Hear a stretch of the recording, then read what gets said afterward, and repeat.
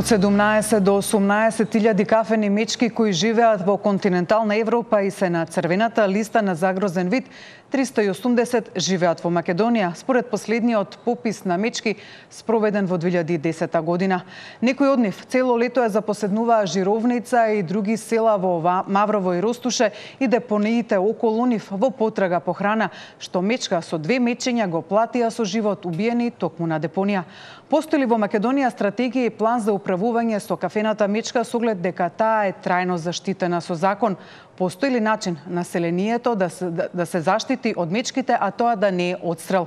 Колку негрижата на луѓето за природната средина на мечката придонесе таа гладна да се симне од планините и да влезе во селата? Добра вечер. Со дебатата на оваа тема почнуваме веднаш по рекламите.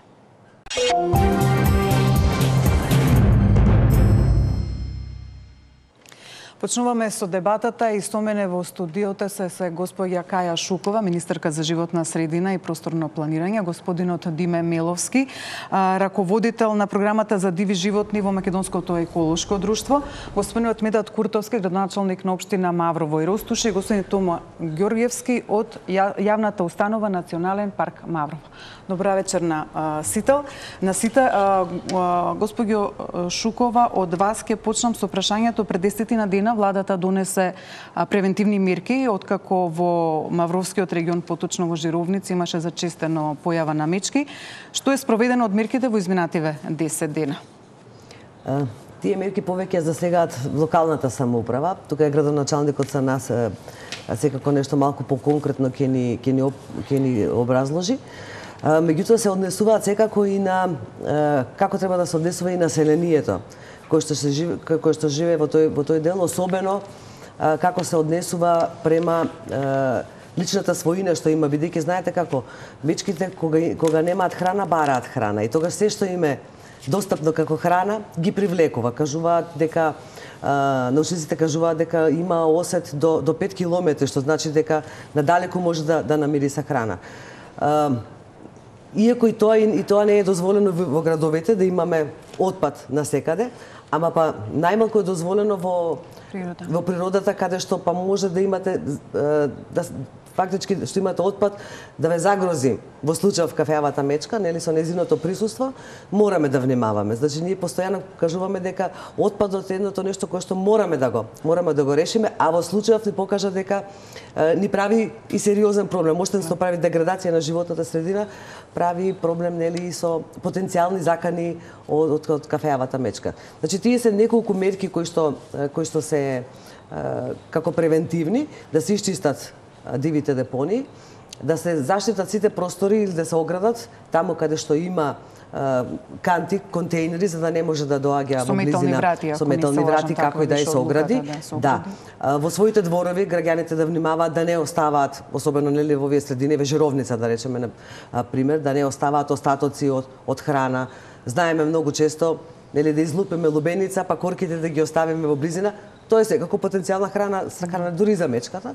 Значи, тие се превентивни мерки кои што мораме постојано да ги практикуваме, за да не ја привлекуваме. Ајде да кажеме народно, да не ја привлекуваме да дојде во нашиот двор. Да не се ја донесеме во двор. Господин Куртовски, една од мерките, како што кажа министерката, беше расчистувањето на дивите депонии. Колку расчистивте досега? И зарем требаше владата да донесе вакви превентивни мерки за да се расчистат депониите во вашата општина? Добро вечер и од мене до сите гледачи на емисијата. Јас би кажал најпрво дека како во овета општина Маврово Ростуше, една од поголемите општини во нашата држава, таа е 4-та по големина на територија, каде што има 42 населени места, од кои што 30 се со постојани жители. И во исто така ние 93% од територијата на општината е национален парк.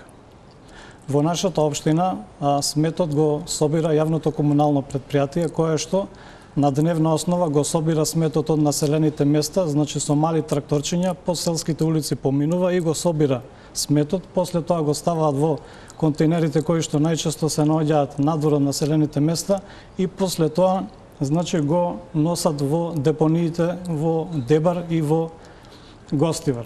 Нема да се сложам дека главниот проблем за ова е депониите, заради тоа што овие села постоеле со векови, имало многу повеќе народ, Сега има многу помалку народ, што значи многу помалку смет, но веројатно бројот на мечките е пренамножен, а секако мечките дека бараат храна.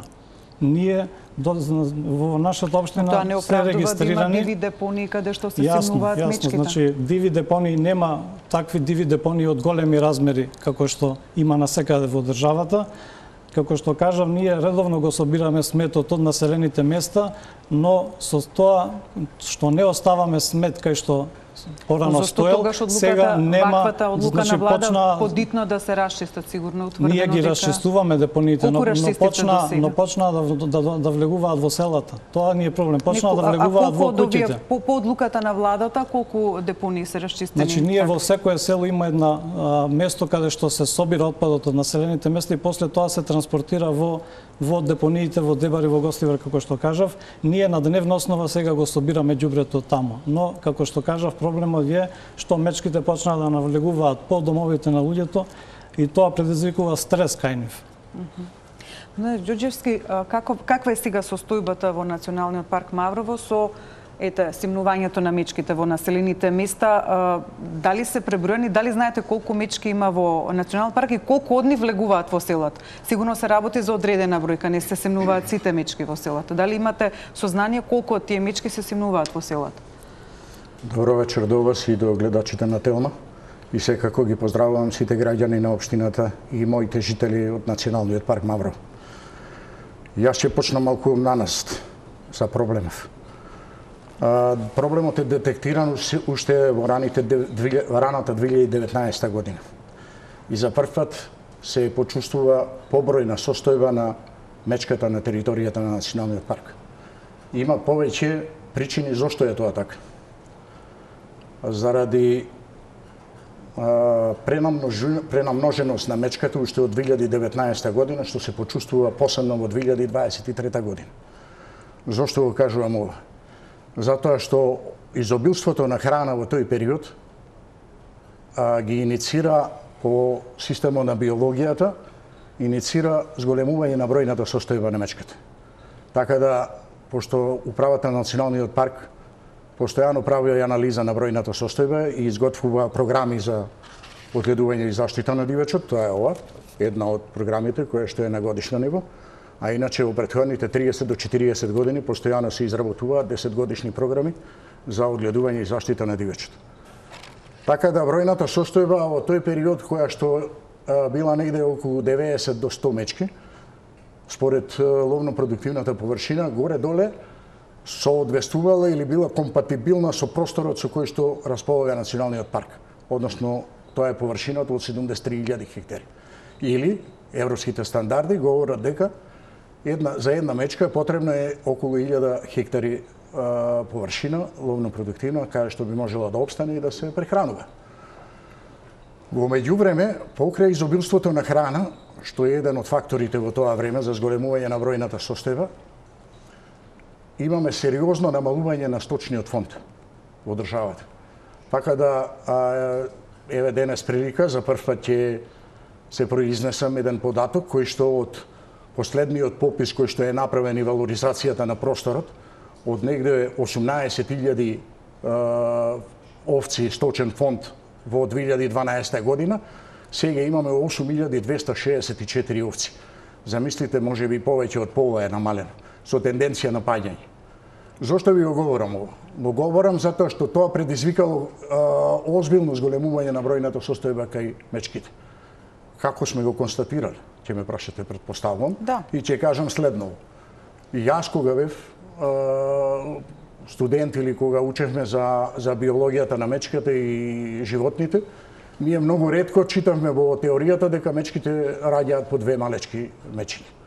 Сега јас му кажувам дека ние зачестено гледаме по територијата по 3 мечки и се снимани. Значи, со аргументи од населението. Тоа говори дека колка е сега нивната бројка? Вие рековте дека ги имате пребројано. Според ова последна годишна програма изработена од Универзитетот Свети Кирил и Методи, катедрата ловство при Шумарскиот факултет Скопје, бројната состојба на мечката е според стручните лица околу 130 на територијата на Националниот парк. што сметам дека и но тоа не е преголема бројка, ако претходно била 90, 100. Да, меѓутоа ова е состојбата со која што се соочуваме сега. Да. И јас да ви кажам зашто спомнам во почетокот дека 2019 година е клучен проблем некако да се случи пресвртница со зголемување на бројните состојби. Во тој период се избалансира овој момент од природата. Ама годинава изгледа тешко ќе биде тоа. Родноста на стеблата во тој период 2019-2020 година на сите овошки и така натаму. Зашто треба се знае дека мечката е пред се тревојат, па после се останато јат. Така да, се извинувам, во тој период се избалансира моментот, се избалансира и проблемите. Беше плодна годината, сега имаме лоши години, во дека тоа е причината која... Причина која што природата е оскуда, не само кај нас. Сега имаме една средба во Охрид, веројатно ќе се зборува, сигурно и да име член на таа асоциација, на големите карнивори, каде што и европските држави се соочуваат со овој проблем. Значи, недостаток на храна во природата и прибегнување на мечките заради обстанок во населените места. Мечките не бираат кај ќе влезат. Они одат по храна, тоа ни е на нас јасно. Тоа е вака за се како детектиран проблем а за мерките кои што ги донесе владата, секој од нас си има свој дел кој што ќе ги исполнува веќе. Господине Миловски, освен храната, дали има и друга причина поради која почна мечката да се симнува во населените места? Не само во Мавровскиот дел, се случува и пошироко на потегот на Шара. Дали и узурпацијата на низиното природно престојувалиште, еве јас можам да ги споминам малите хидроцентрали, затворањето на реките, кога нема вода нормално дека ќе мора да се префрли мечката, влијаеше да почне да мигрира и да се симнува од повисоките кон пониските делови. Да, добро вечер и од мене. Јас мислам дека храната е главен фактор зашто мечките дојдоа до селата. Мислам дека узурпацијата во овие долни или рекански краеви од Националниот парк Маврово не е фактор, бидејќи селата не се шират. Баш напротив се стеснуваат, како што каже градоначалникот, има големо раселување на селата и се помалку и помалку жители има, така да урбанизацијата не е главен фактор што мечките доаѓаат во селата. Меѓутоа, јас ќе кажам еден трет фактор кој што мислам дека е доста релевантен за зошто оваа ситуација е таква настаната како што е, а тоа е штрајкот што во 2020 година затвори депонијата Русино и од тогаш голем дел од сметот во Мавровскиот крај кој што го депонира својот смет во таа гостиварска депонија беше одложен за неколку месеци и беше наталожен во сите села од Мавровскиот крај, така да имаше прилика за мечките кои што се од овој крај да се навикнат на тој антропоген извор на храна. И со тоа да почнат пополека да го сметаат и тој извор на храна како достапен. Секако дека и ние како Македонско еколошко друштво кој што работиме долги години во Националниот парк, главно на заштита на рисот, меѓутоа се што живее заедно со рисот исто така е дел од нашата тематика, имаме увидено и индицирано дека има зголемување на популацијата на мечки. Јас сепак не би се осудил да зборувам за бројки, бидејќи никогаш до сега не сме ги изброили. Имаме индекси кои што укажуваат дека таа бројка се зголемува од година на година, или ние тие сесии со фотозамки ги правиме секоја втора до трета година и гледаме дека се пофреквентна е мечката и поприсутна на нашите фотокамери, фотозамки, што значи дека има индикација за нејзино зголемување на популацијата. Меѓутоа, единствен регион во Македонија, тоест тоа е трилатерален регион помеѓу Македонија, Албанија и Грција, е Преспанскиот крај, или целото течение, нели Преспанскиот крај, националните паркови Пелистар, Галичица и од албански и од грчка страна, каде што ги имаме со помош на генетика изброено точно мечките, имаме установено од 50 до 60 единки во тој крај. Се друго, мислам дека е неблагодарно да се зборува и бројката како многу создава конфликт помеѓу луѓето заради тоа што доколку немаме точна бројка секогаш можеме да без точна бројка не може ни мерките прецизно со бројката и не може баш преземат, прецизно нити да се донесат добри мерки за тоа, нити пак и сето тоа укажува на разгорување на пример на страстите и дискусиите помеѓу различни страни, што значи период кога се случуваше ова, дури повици на социјалните мрежи, особено за отстрел и за намалување. Би сакал да укажам на тоа дека треба итно да се избројат со помош на генетика, бидејќи таа метода е воспоставена и таа е доста точна и може точно да се каже не само за која мечка се работи, туку и половиот однос помеѓу мечките. Исто така може да се каже и колкава е миграцијата во однос на паркот и надвор од паркот, што значи дека ни дава една цела плејада на сознанија кои што се доста воспоставени секаде низ Европа. Госпожо Шукова, зошто еве, барем како што успеав да најдам, последниот попис на мечките бил 2010 година, не знам еве колку е тој бил прецизен еве генетски како што кажува господинот Миловски. Зошто немаме попис на мечките? Зошто не е направено пребројување до сега? Ако ништо друго, како што се приближуваме кон Европската унија, ќе мора да го направиме тоа. Секако дека ќе мора да го направиме. Да, ќе треба да направиме национален акционен план за управување фактички со кафеавата мечка. Да, тоа ми е второто прашање. Има држави каде што имаат што ова се краткорочни мерки што ги донесе владата. Што се долгорочните? Тоа е краткорочна, точно, да. И мораме да го направиме. Значи не мора да имаме континуиран мониторинг на состојбите, се согласувам по цело со Меловски. И мора да се направи тој план и веќе го имаме како планирана активност. Не се прави за жал. Оние што работат повеќе на оваа проблематика знаат дека тоа не може за 2 до 3 месеци да се направи, треба малку подолг временски период за да можете да го направите. Кога се прават документи во делот на природа, опфаќате повеќе годишни, мора да ги опфатите сите годишни времиња, значи имаат они методи како тоа го прават и не се прави. За жал имавме барања сега, тоа ако може да се направи за 2 до 3 месеци, не може. Значи и оние кои што се нафатија да работат ваквото нешто велат дека треба најмалку 12 месеци за да можете да направите сериозен план, за да можете утре да управувате да утврди мерки за да може да се управуваат бројот на мечките во државата. Они се заштитени со многу директиви, заштитени си со законите во кои што се транспонирани директивите, заштитен вид е. Се уште се води, јас како не грешам и како загрозен вид. И јас би се согласила дека потрагата по храната е главната причина заради која што се симнуваат во населените места и скоро слушнав еден податок дека дури малите мечиња ги учат дека отпадот е храна, иако да речеме до тогаш не представувало храна. Значи јас стварно се изненадев од фактот колку они брзо и своите потомци ги учат дека да речеме дека тоа е изворна храна. Иако првенствено се хранат со овошје, со диво овошје најчесто, меѓутоа на пролет оваа година кога требаше да биде процесот на опрашување, немавме убави временски услови и заради тоа и немаме доволно овошје за мечките во нивните природни живеалишта и кога сме акцијските планови кои ги споменавте, дали имате пример од некоја држава по која може да се водиме при правењето на овие акцијски планови? Ние постојано особено што овој дел, оваа групација на мечки кај нас се поврзува со динарската, значи спаѓа на таа балканска, да кажам, група на мечки од Словенија до Грција, со Бугарија, мислам дека Романија не испаѓа, тоа е во другиот дел. Така да, дали во тој потек, ја ги разлистав пред за ова спремајќи се за емисијата на Словенија, на Хрватска, они на годишно ниво, на акцијски планови, они точно знаат, значи, колку они прават и отстрел, но тој отстрел се прави на мечки за да се задржи бројот, но они точно знаат колку имаат број на мечки за да може да знаат и колку треба отстрел да направат. Дали имавте некој пример од овие веќе земено или се работи на тоа по пример некој од овие земји? Еле секако ќе биде размена на искуства со оние кои што имаат повеќе искуство од нас. Ние секогаш и кога правиме, особено во делот на природа, разменуваме искуства со земјите кои што се понапред од нас и кои што тоа го направиле. Кога зборуваме за отстрелот, кај нас е забрането. Земјите како Словенија, Хрватска нагоре имаат, јас колку што разбрав, имаат во своето законодавство можност.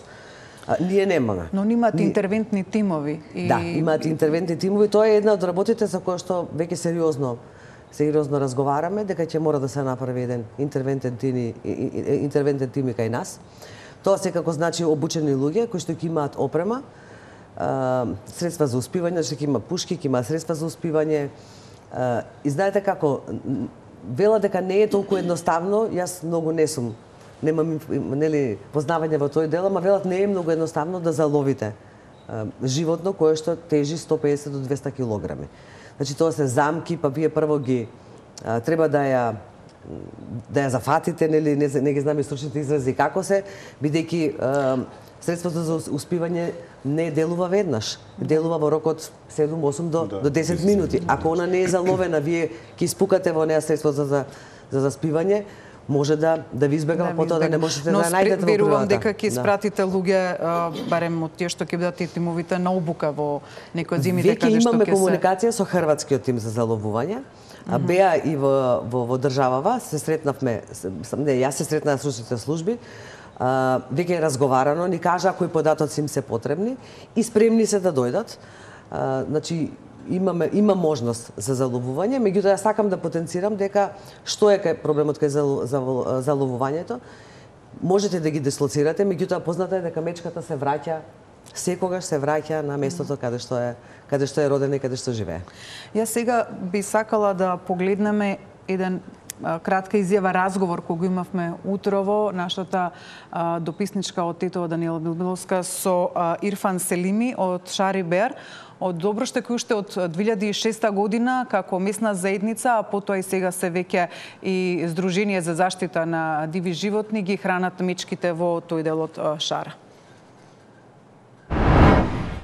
Ние почнавме да се грижиме за мечките од 2006-2007, зашто видиме дека после 2001 као вид што е мечката беше загрозена, зашто почна да се тепат безконтролирано од институциите што треба да се загрижат за нив и видиме дека мора сами да преземаме нешто као една група што сме пријатели, го сакаме природата и почнаме да се грижиме за нив.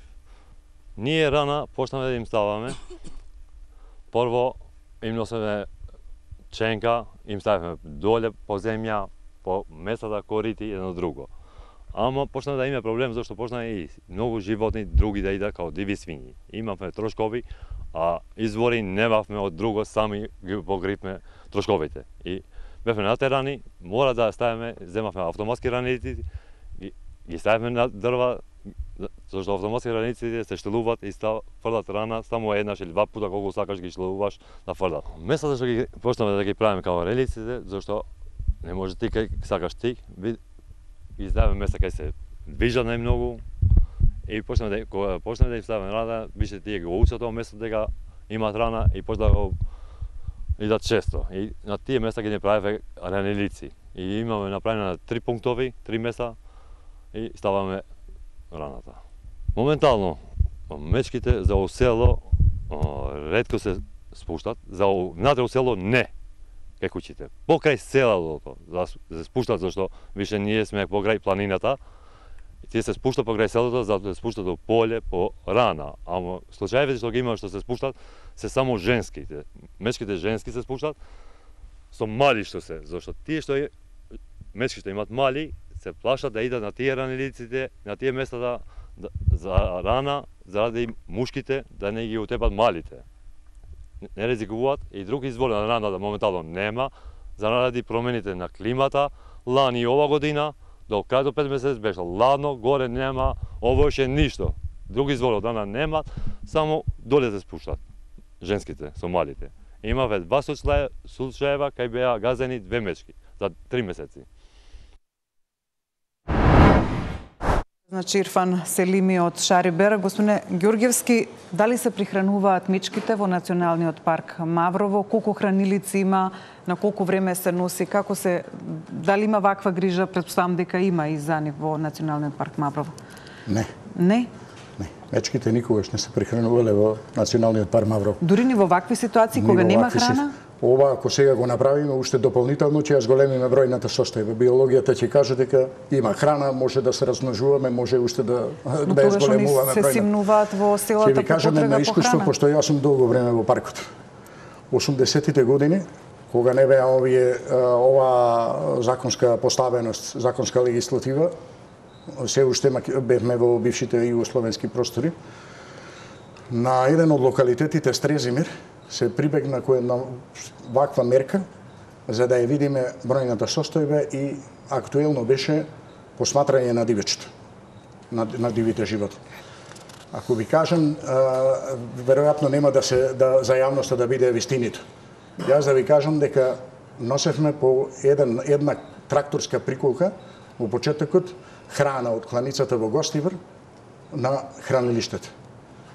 Негде за околу еден месец имаше на хранилиштето 12 различни мечки и во зависност од вечерта од 100 до 200 диви свињи, па по нив доаѓаа волците за да може да се нахранат, па после волците доаѓаа лисиците, па рисовите и така натаму сите овие кои што имаа потреба од храна. Не е по законот мерката прихрана. И европските пракси кажуваат дека ова не е мерка препорачлива да се прави. Сега малку ме збунивте, бидејќи читајќи го акцискиот план на Хрватска, кој е годишен, они имаат 95 хранилици во нивните паркови и они точно знаат на која хранилица колку мечки доаѓаат да се хранат и ги прихрануваат. И така и бројот го знаат, така знаат и колку треба за отстрел. Сега малку јас сум збунета. Господине Миловски, дали можеби вие може да... Да.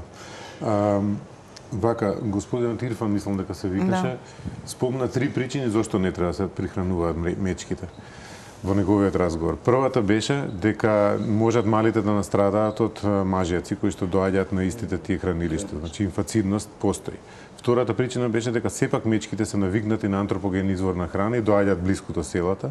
И третата причина беше дека имаше некои сообраќајни незгоди заедно со имаше последната беше пред 10 дена, ако не се лажам, на Јаженце пат. Сите тие се створени заради прихрана на мечките, бидејќи тие доколку не се навикнати на храна, ќе си го бараат своето чаре во планината која што нуди за дивиот свет секаков извор на храна. Да, постојат вакви години кои што нели имаат многу помала продукција од останатите години, меѓутоа тие се обично така поретки и би требало другата година веќе да си биде нормална. Во Хрватска постојат хранилишта на мечки, меѓутоа кај нив главното постои заради тоа што сакаат што подобро да ги избројат, за да ги дистанцираат на одредено место и за да бидат полесни за лов, бидејќи кај нив од прилика 10% од популацијата се од 16% од популацијата се отстрелува. Тие сакаат да имаат околу 130 отстрели, 20 по во несреќи што претпоставуваат дека загинуваат. 900 до 1000 мечки мислат дека е капацитетот кој што го нудат стаништата таму во Хрватска и тоа е дури, да кажам, и социјалниот капацитет, тоест капацитетот кој што народот го прифаќа.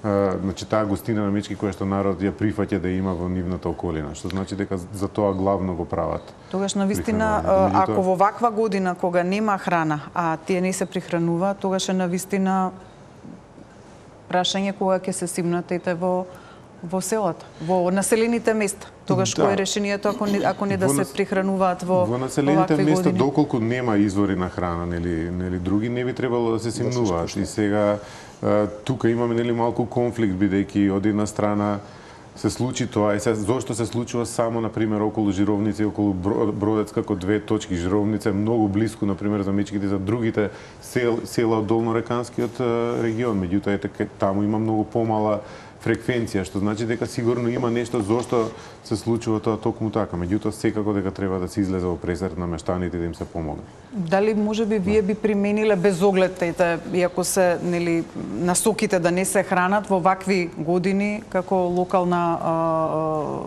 самоуправа, како локална заедница, сепак некако да се одвратат мечките и можеби погоре да се хранат или сепак тоа зависи од Националниот парк Маврово и не би било дозволено? Значи, тоа Дали други мерки, мислам, кои мерки вие како локално население би разговарали, би предложиле? Сигурно сте размислували. Секако дека сме размислувале, ние како локална самоуправа сме тука. Ние живееме тука како население, секако дека ингеренциите на Националниот парк во тој дел се поголеми, но ние соработуваме секогаш со Националниот парк заеднички да делуваме. Конечно се сложивме сите дека мечките доаѓаат во селата затоа што немаат што да јадат. Тоа ми е драго што вечерва се востанови. Инаку, ние би помогнале во делот на хранилишта, секако во соработка со Националниот парк. Она што мене ми е битно вечерва да произлезе од оваа емисија е дека ние мораме заеднички да делуваме во наредниот период сите мерки кои што се предложија од страна на Министерството и на владата, заеднички истовремено да ги спроведуваме. Ние, како што реков, го чистиме сметот на дневна основа, не оставаме преку ноќ да стои смет, но мечките веќе се навикнати да доаѓаат во населените места.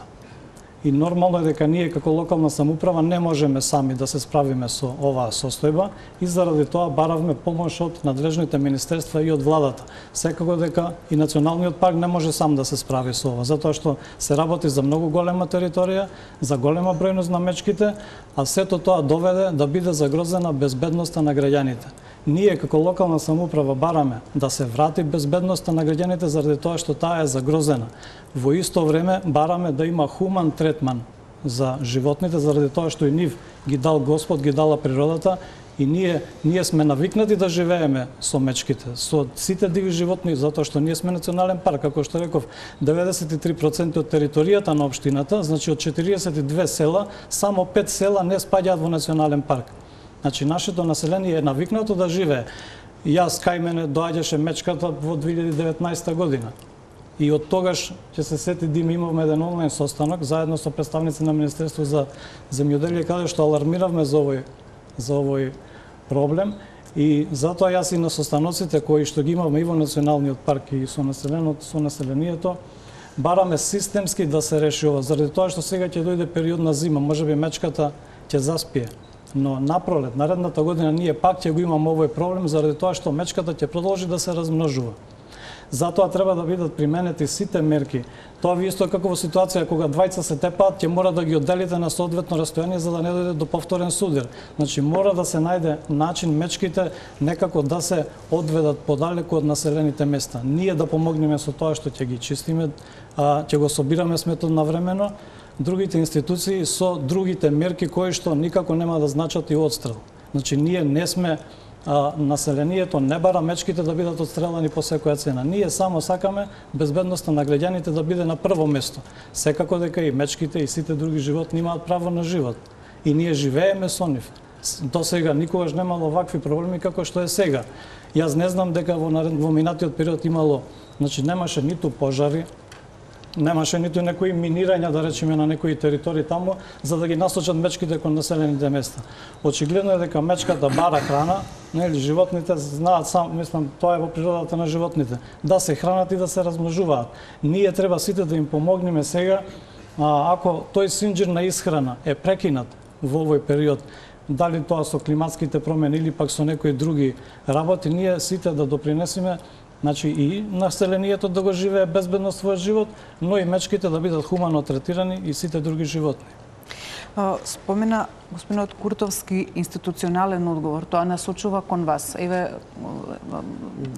науката кажува дека не може за помалку од година дена да се направи акцијски план и да се направат некакви конкретни мерки, а доаѓа пролет. Значи, што ќе биде оно најбрзо освен овие превентивни мерки, значи чистење депонии, заплашување, што по-конкретно може на краток рок да се преземе. Сепак очите се зошто и до сега не било преземено нешто кога ние живееме со мечките наназад, мислам во Македонија постојат од кога и постои оваа територија. Зошто дури сега почнуваме да правиме акцијски планови, зошто ништо не е направено порано? Па не е дека ништо не е тоа, мислам, не сте само вие, тоа ваши предходници се, но сепак зошто толку се чекало да ескалира работата за да сватиме дека ќе ни треба акцијски план, дека ќе ни требаат по-конкретни мерки? Вака, јас прво сакам да кажам дека превентивните мерки се сет на мерки, значи не е само чистење на дивите депонии, значи има и друг сет на мерки, како што се речеме, овие вие веќе ги спомнавте, тие безбедности метални огради на сите места кај што се одлага отпадот. Да се обезбеди имотот, каде што се чува добиток, пчели и така натаму. Да. Министерството може да помогне, ако зборуваме во делот на финансиите, да се обезбедат, да речеме, овие заштитни метални огради, како и да е, тоа можеме да го направиме заедно со локалната самоуправа. Зошто не е направено тоа до сега? Тоа можеби, мислам дека ќе може малку повеќе Меловски да ни каже. ние сега работиме на нов закон за природа. Тој кај ќе треба да влезе во процедура на донесување.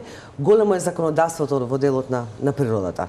Многу директиви се, исто така има и сите тие директиви треба да влезат во македонското законодавство. Многу активности има кои што треба да се спроведат. За жал во државата во делот на законодавството, Министерството за животна средина и просторно планирање е единствен орган. Ние немаме посебни агенции или тела кои што можат да му помогнат на Министерството во изработката на овие закони. Закони, подзаконски акти, за да можеме се што регулира Европа, да го ставиме во националното законодавство. Секако, по помош ни пристапува невладиниот сектор, Македонското еколошко друштво е едно од тие кои што континуирано работат со Министерството. Бараме помош секогаш и совети и од установите како националните паркови, ама многу е големо законодавството. Тоа не е оправдание заради тоа што до сега секако немаме акционен план. Најверојатно било дадено приоритет на нешто друго, бидејќи навистина има многу. Знаете, ние веќе стигнавме до повеќе од 13% заштитени подрачја во државата. Сите тие процеси траат многу долго. Можете да се фокусирате на неколку работи, не можете да правите се во исто време. Сега е алармантно, сега мораме да пристапиме и кон оваа активност, иако мислам дека беше веќе планирана во рамките на еден од тековните проекти кои што ги имаме. Мала држава сме, капацитетите ни се мали, а барањата на европското законодавство се големи. Особено во делот на животната средина. Особено во делот на животната средина, да. И во најголем дел се е фокусирано во моментов на централната власт. Особено во делот на носење политики и закони. Имплементацијата е нешто друго и тоа е некоја тема за друг разговор. Сега да направиме она што конкретно мораме. Јас разбрав скоро дека на неколку пати ловџиските друштва излегуваат на терен за да ги заплашат мечките и да... Да, има и согумени куршуми дека може да се гаѓа. Веќе дури ни тоа не вродува со резултат. Се навикнаа дури на тоа. Не се плашат веќе ни од петардите и тоа го разбравме. Значи, дури се навикнаа на заплашувањето. Ајде да кажеме, се навикнаа на звуците, да. Веќе не се плашат од ништо. Најверојатно ова ќе се смени. Можеби ќе се смени и на пролет, ќе се смени наредната година. Сега оваа година она што можеме, навистина ќе го направиме, ќе видиме дали ќе одиме и со заловување и преселување барем на оние кои што се симнуваат во Жировница. Да, отстрел, резерват или дислокација? Дислокација, отстрел не. Зборуваме за успивање и дислокација. Со тоа што мора да најде соодветна локација каде што можете да ги однесете. Разговараме веќе за неколку локации, ќе видиме сега па имате и друга страна. Голем дел од земјиштето каде што може да се однесат, па се дадени под концесии, тие се ловишта. Ме разбирате, значи не е толку едноставен процесот. Во комуникација сме со Министерството за земјоделие.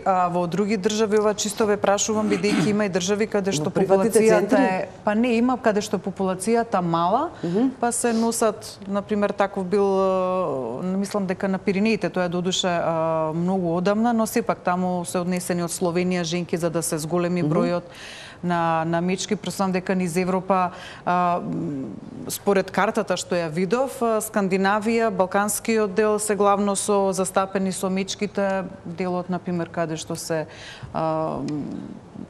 Централна Европа околу Романија, но делот околу Германија, Франција многу малку има. Сега не знам како се популациите, но дали можеби со носење, еве, мислам дека можеби се гледа на екранот каде се популациите на мечки во Европа, дали можеби може да се некаква размена, еве, господине Миловски, дали имате вие сознанија како функционира тоа, дали тоа може да се спроведе, како се прави, бидејќи тоа голем дел го прават и невладини организации, ако не се лажам. Да. И дали еве и министерката кажа дека многу се потпира на вашата помош, дали тука, ако обратно да кажеме, значи институционалната помош се потпира на здруженијата за заштита и дека целиот товар всушност вие го носите?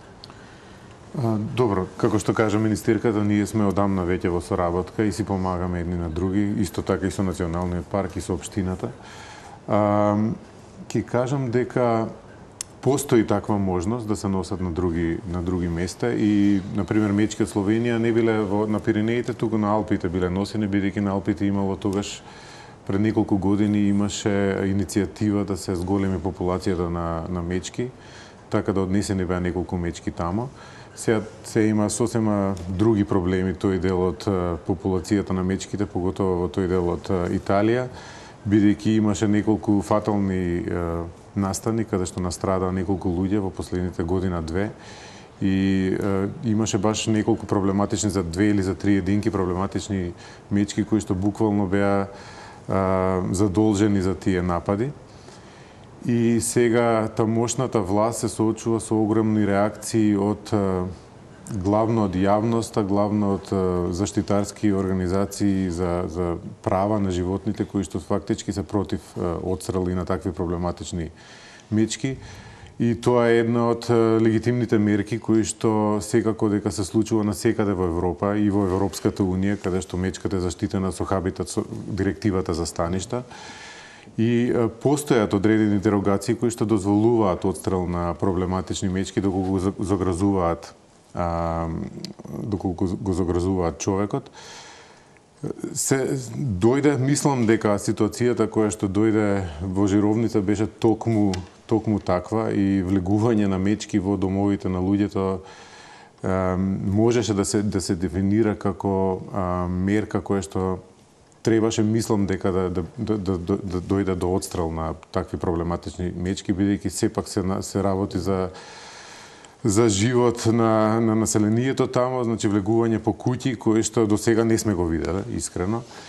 Претходната недела организиравме еден настан на Европската иницијатива за крупни месојади, иницијатива која што постои веќе 28 години и е фактички волонтерска иницијатива под покровителство на Меѓународната унија за заштита на природата и вклучува експерти од различни европски држави, 32 вкупно, експерти за крупни месојади, рис, мечка, волк, не знам, шакал, сега воведовме ибериски рис од Португалија, од Шпанија, што значи дека експертите даваат своje мислење, даваат свои ставови и потоа се градат и политики на европско ниво, значи врз база на тоа ценето мислење од тие експерти. Сите консензуално одговорија и напишаа дури свој став дека доколку се работи за таква ситуација во Националниот парк Маврово, секако дека треба да се земе одстрелот како една од мерките за да се реши таа ситуација. И јас не дај Боже доколку има некој инцидент со луѓето, тоа ќе биде буквално крајот на популацијата на мечките и крајот на секаква перцепција кон крупните месојади понатака во Македонија, нешто што сме граделе со векови на нас. Ѓурѓевски, ева, одстрелот е една од опциите, но што се прави со криволовството? Дали го има, дали сте забележале убивање на мечки во Националниот парк Маврово? Не зборам за двете мечки мечката со двете мечиња која беше убиена чисто поради тоа што беше симната на депонијата, мислам дека е убиена во близина на селото. Зборам за убивање на мечки и криволовство. Дали воопшто некогаш е фатен некој што го прави тоа? И казните се многу големи, да бидам искрена, но дали е некогаш некој казнет?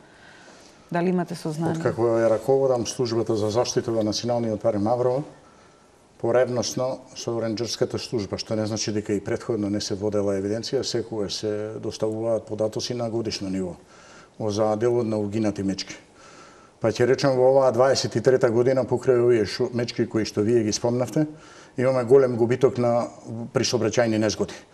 Оваа година, во почетокот на годината, негде до мај месец, каде што исто веројатно беше проблем храната, а мечките само што ја прескинале својата хибернација, беа присутни по патиштата. 4 мечки ни настрада. Според проекцијата и пресметките, тоа значи дека ние во моментот сме изгубиле 10 мечки. И според европските стандарди како се пресметуваат коефициенти. Дали има криволов? Секако, не само кај нас. И секаде во Европа го има и тоа е еден од главните непријатели на мечката. Друг непријател мечката нема. Единствените губитоци на мечката се или од вакви сообраќајни незгоди или од криволов. Така да бројната состојба на популацијата може да се намали само со на овие два начина. Кај нас се детектирано и едното и другото. Дали имаме сторители, утврдено не. Еве се преземени мерки, имам преземено мерки и тоа е во присуство на службени лица и од Министерството заедно бевме на терен за оваа мерка која што се презеде. Оној кој што го сторил тоа си презел на своја одговорност, голема одговорност, заради тоа што мерките, односно санкциите се високи, така да процедурата на истражување е во тек. Да, инаку казната е 18.000 евра за убиена возрастна мечка и за меча до 2 години, мислам дека е по 5.000. Нешто кратко би се задржало околу моментот со мерките. Ако не е проблем, задржете ја мислата, мора да одиме на блокот со реклами и се враќаме в студиото. Одиме со реклами.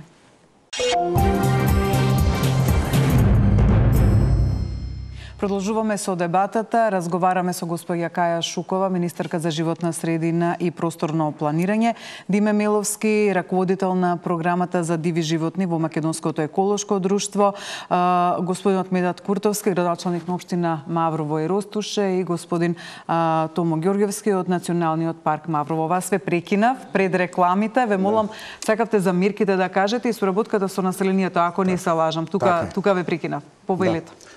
Откако во почетокот ги кажав детектираните проблеми и причините зошто сме дошле до тоа, јас сум постојано присутен на теренот по овие населени места. Значи, сакам да потенцирам дека на територијата на Националниот парк Маврово нема населено место во кое што не се забележани мечки. Секаде кај што има отворени, затворени или секаде кај што има можност да се најде храна, мечките се тука. Да не објаснувам, веројатно немаме доволно време да објаснувам што се лично сум направил за ослободување или за мерки кои што ги преземам во текот на денот. Сакав да потенцирам во делот на соработката со населението. Населението јас добивам, да речеме, на дневна основа, во утринските часови добивам брифинг од председателите на местните заедници, кои што беа заедно со градоначалникот, пратеничката, Министерството за животна средина и просторно планирање, нашето надлежно министерство и Министерството за земјоделство, шумарство и водостопанство. Сите релевантни институции беа во управата на Националниот парк Маврово. Некаде околу 32 лица присутни и разговарано на оваа тема. После ова, државниот секретар при Министерството за земјоделство, шумарство и водостопанство препорача една мерка и стигнавме до Центарот за управување со кризи. Зошто е важно ова? Тамо требаше да се донесе мерка, кризна состојба, заради ова што господинот Диме Меловски го потенцира. За прв пат е забележано влегување на мечки и загрозување на животот на населението. Што досега во паркот не е ни напишано, ни забележано, ниту во република, во држава. Во тој момент бевме повикани како експертска група да го кажеме своето мислење и искуства со кои што располагаме од терен. Не се донесе кризната состојба, со тоа што населението во тој момент очекуваше мерки со кои што ќе се осудуваа мечките. Не се донесе таква мерка и ние продолживме со мерките кои што ги донесе и препораките кои што ги донесе Министерството во соработка со, односно обратно, владата во соработка со Министерството. Па ќе кажам следно, во соработка со населението направени се 3 акции. Во прво време ловечките друштва, после ловечкото друштво во присуство на ренџерската служба од паркот и конечно пред точно една недела во четвртокот направена една голема акција, негде околу 16 луѓе учествувавме заедно во соработка. Акцијата се спроведе за да ги видиме резултатите од меркава. Испукавме во еден лачен фронт, испукавме негде околу 100 метци, се разбира во воздух, во планината. Наредните 3 вечери бевме мирни. За четвртата вечер мечките нападна сред село и на говедаров му заколот едно теле и едно да му повредат. Така да во текот на вчерашниот ден немаме ништо, меѓутоа што направивме? Сега направивме, ги вознемиривме мечкиве, па се она што од што стравувавме. Мечкиве се проширија во останативе, не дека ги немаш. Меѓутоа сега тргнаа во останативе села кои што се озбиен тип. Мерката не била, да кажам, многу соодветна. Овие мерки и ова со прихранава, ова што се акцииве, се мерки кои што Европа веќе ги има направено и преселувањето и враќањето на мечките, ова што министерката го спомна. Ние добивме информација во Охрид дека една мечка е преселена негде 100 километри, за негде околу 3,5 месеци се вратила назад. Да, се враќат. Така да, не знам дали сме на вистинскиот пат. Уште нешто кратко, само и ќе завршам тука. Сакав да кажам дека Може би една од мерките е што треба да ова што го потенцираше и инициираше министерката, а постојано сме во комуникација, да се направи да се заштитат потенцијалните извори на храна со електрична ограда, зашто Република Македонија во однос на компензаторските мерки од штетите исплаќа негде околу 3 милиони евра. Да, околу 3 милиони евра, има околу 700 период од 2013-2017 700 судски тужби, пресуди за штет од мечки, и тоа чинеше тогаш државата 3 милиони евра. Сега колку се тие реални, со оглед дека популацијата од 380 мечки испаѓа дека секоја мечка барем 2 штети направила. Да, многу средства. Многу штета за толку мечки. Министерка, сакавте споменавте да... Сакав да споменам нешто во однос на кризната состојба, бидејќи јас бев на состанокот во Центарот за управување со кризи. Се разговараше дали да се прогласи или не. Свативме дека со прогласување на кризната состојба не можеме, кризната состојба не ни дава за право да правиме отстрел на мечки, бидејќи нашите закони не дозволуваат, и токму поради тоа и не се прогласи кризна состојба. Ако решиме да одиме кон таквото нешто, мора правно да го покриеме, бидејќи нашите закони не дозволуваат, ќе мора да се донесе некаква одлука, ќе мора тоа да го спроведат животна средина и земјоделие заедно, да се договориме, да видиме ако законот за лов дозволува, но бара мислење од животна средина, така, за да биде правно покриено. За да биде правно покриено. Не ни треба кризна состојба, тоа сакав да кажам, и заради тоа не се прогласи кризна состојба, иако граѓаните знам дека очекуваа, меѓутоа на лице место кога поразговаравме, видовме дека да, но треба да се утврди точно која единка, не може да се гаѓа само по било која мечка, мора точно која единка да се утврди, која го загрозува животот на граѓаните и најнепопуларна мерка е де факто, меѓутоа животот на граѓаните е повреден. Но исто така не може да се убиваат било која мечка само поради тоа што е мечка. Инаку кога го споменавте законот во 2021 е даден предлог закон за ловство, каде што вие ќе се иземете кога ќе се носи Министерството за животна средина е иземено во носењето на одлука дали треба отстрел.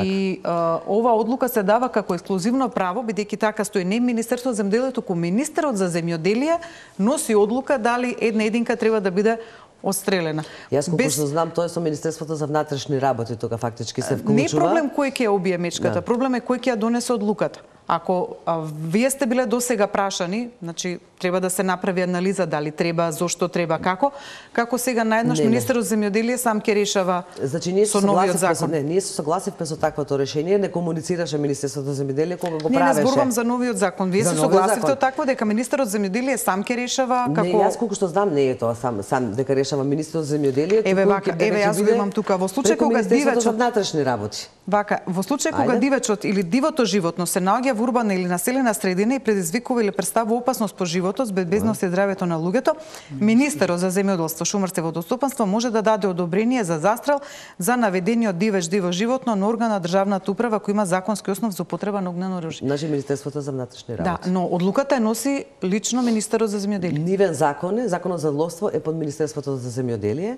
Но они ве исклучуваат дека досега во тој член стои дека се прашува Министерството за животна средина треба да даде. Дали се согласувате со ова исклучување на... Ова станува случај како ваква ситуација сега што имаме во Жировница. Значи во исклучителни ситуации, не станува збор дека тоа може да го прават постојано. Значи во исклучителни ситуации кога има можност за загрозување на човечки живот. Само во тие ситуации. Никој не размислува дека ќе се прави тоа, не знам, за било каков отстрел. По таа смисла се согласуваме. Да. Господин Беловски, дали вие се согласувате со вакво и ако не се лажам, вие и сте имале подготвено некаква програма околу мечките, дали, но не би била прифатена? Да, не знам зошто е тоа сменето, бидејќи се работи за дивеч под постојана, под трајна заштита, би требало нели Министерството за животна средина да има да каже нешто околу тоа. И тоа не само за мечката, еве и рисот исто така. За другите диви животни, да, ова сега мечката е предметот, но се однесува и на другите диви животни. Меѓутоа овој закон се уште нели не е прифатен, не е донесен и ќе биде на јавна коментари, да. Да, сакав да преска ја прашавте министерката зошто не се донесени овие акциони планови нели претходно и зошто сега кога е нели ваква ситуацијата и кога има можност за инцидент, тек сега почнуваме да зборуваме за носење на акциони планови. Јас ќе ви кажам дека во 2021 година аплициравме за еден лайф проект, значи еден од тие поголемите проекти, заедно со неколку држави од тој динарско-пински систем во кој што се наоѓа и нашата популација, значи со Хрвати, со црногорци, албанците беа тука, грците исто така, за голем проект кој што ја опфаќаше само мечката и еден од резултатите од тој проект требаше да биде изготвување на акционен план во секој од овие држави или обновување на некои постоечки веќе акциони планови, како што е Хрватска, меѓутоа Црна Гора и Македонија и Албанија нема акциони планови, требаше да се изготви нови. За жал, не ни го прифатија тој проект, меѓутоа подготвуваме сега нов проект кој што е нели сличен. Меѓутоа, сите тие забелешки кои што ги дадоа во првата верзија од проектот, сега ги подобривме и треба сега да го поднесеме повторно, за да сега се случи оваа година да биде доста неплодна во однос на шумските плодови и се случи тоа што се случи, меѓутоа секако сме мислеле на ова уште пред да дојде до ваквата ситуација. Се надевам дека следното нема да биде одбиено, дека ќе биде прифатено. И настана и промена во меѓувреме. Нашата земја пристапи кон LIFE. Подпишавме договор со Европската унија.